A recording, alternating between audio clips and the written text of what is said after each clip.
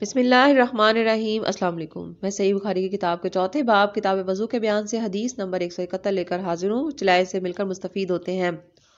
ہم سے محمد بن عبد الرحیم نے بیان کیا، انہوں نے کہا ہم کو سعید بن سلیمان نے خبر دی، انہوں نے کہا ہم سے عباد نے ابن عون کے واسطے سے بیان کیا، تو ابن سیرین سے وہ انس بن مالک رضی اللہ تعالیٰ عنہ سے نقل کرتے ہیں کہ رسول صلی اللہ علیہ وسلم نے حجۃ الوداع میں جب سر کے بال منڈوائے تو سب سے پہلے ابو طلحہ رضی اللہ تعالیٰ عنہ نے آپ صلی اللہ علیہ وآلہ وسلم کے بال لیے تھے۔ حدیث نمبر 172۔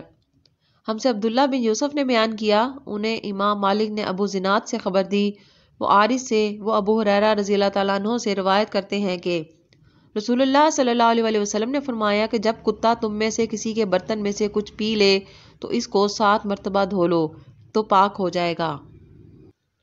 حدیث نمبر 173۔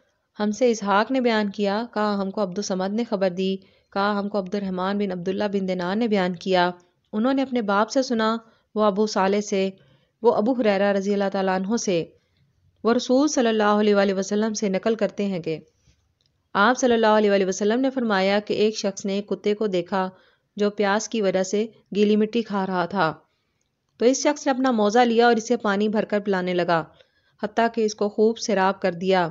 اللہ تعالیٰ نے اس شخص کے اس کام کی قدر کی اور اسے جنت میں داخل کر دیا۔ جزاک اللہ۔